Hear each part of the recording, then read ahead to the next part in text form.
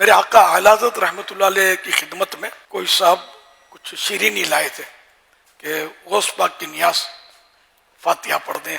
فاتحہ پڑھ دیا اور پھر فرمایا کہ اس کو اب بانٹ دو. نیاز بٹ رہی تھی کہ آپ ایک دم سے اوپر کہیں تشریف فرما دیں اونچی جگہ, تو ایک دم نیچے آ گئے اتر کے اور اکڑوں بیٹھ گئے. اکڑوں بیٹھنا اس کو بولتے ہیں جو دو گھٹنے کھڑے کر کے زمین پر بیٹھ گئے اور زبان کی نوک سے کچھ اٹھانے کی کوشش کرنے لگے. پھر آپ اپنی جگہ تشریف لے آئے اور فرمایا کہ بانٹنے والے کی بے خیالی میں ایک نیاز غوث پاک کا ذرہ جو تھا وہ زمین پر آ گیا تھا, تو میں اس کو نوک کے زبان سے اٹھا رہا تھا. تو لوگوں کے دلوں میں جو حاضرین تھے غوث پاک کی عظمت اور بڑھ گئی کہ سبحان اللہ, جن کا نام جس چیز پر آ گیا اس کی اتنی عظمت ہو گئی اس شے کی کہ ایک اللہ کا ولی نوک کے زبان سے اس کو اٹھا رہا ہے. اس غوث پاک کی کیا شان ہوگی. تو غوث پاک کے بھی آقا پیارے پیارے مصطفیٰ صلی اللہ علیہ وسلم کی نیاز کا پھر کتنا احترام ہوگا.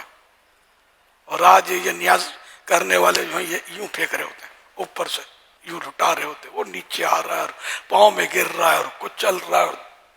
توبہ توبہ توبہ استغفر اللہ. اتنی نیاز کی بے حرمتی اور وہ ضائع ہو رہا ہوتا ہے.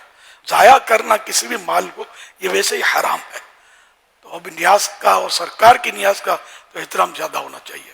تو اس لیے جو ٹرکیں بھر بھر کے تقسیم کر رہے ہوتے ہیں ان کو چاہیے کہ بے شک بانٹیں, ایک نہیں 12 ٹرک بھر کے نکالیں, لیکن لوگوں کے ہاتھ میں دیں. تھوڑے واہ واہ نہ ہو تو کوئی بات نہیں, لوگ آپ کو منتیں نہ کریں کہ ادھر ادھر ادھر وہ تفریح اور انجوائے نہ ہو تو کوئی بات نہیں, آپ دیں ہاتھ میں کہ یہ ہاتھ میں جائے تاکہ کسی کے پیٹ میں بھی جائے, نہ کہ قدموں میں آئے اور کچل جائے اور ضائع ہو جائے. آپ کو یاد ہوگا کہ جب بچوں کا جلوس نکلتا تھا تو میں نوٹ تقسیم کرتا تھا ٹرک میں.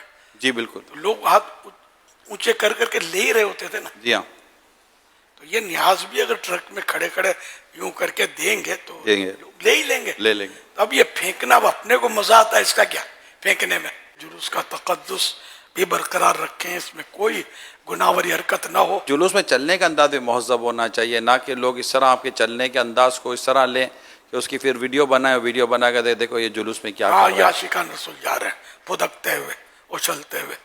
اب ہر طرح کا آدمی گھس جاتا ہے یار, لیکن ظاہر ہے کہ عاشقان رسول سیریس بھی تو جلوس میں ہوتے ہیں نا. لیکن عموماً اسی کو پوائنٹ آؤٹ کرو, ہمیں چاہیے کہ ہم جلوس میں اپنا انداز اتنا مہذب اور اتنا شاندار رکھیں کہ مدینہ مدینہ ہو جائے, کسی کو موقع نہ ملے. درست ہو رہا ہے. اپنی آخرت کی فکر کرو. یہ تو اللہ کے پیارے نبی صلی اللہ علیہ وسلم کی یاد میں جلوس نکالا ہوا. مسجد میں جوتا چور نہیں گھس جاتے یار, تو جوتا چور کو لے کر ڈنکے بجاتے رہو کہ یہ مسجد میں ایسے لوگ ہوتے ہیں, مسجد والے ایسے ہوتے ہیں. ارے بھائی مسجد والا نہیں تھا, گھس گیا جیسے آپ گھس گئے.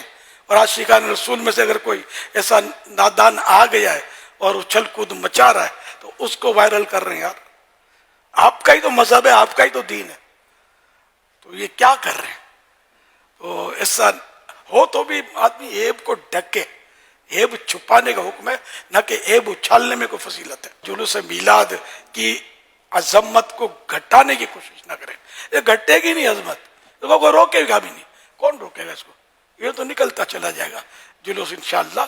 تو بڑا ہم تو یہی مطلب وہ ہوتا ہے اس نے ہر سال بڑھتا ہی ہے جلوس کہ ہم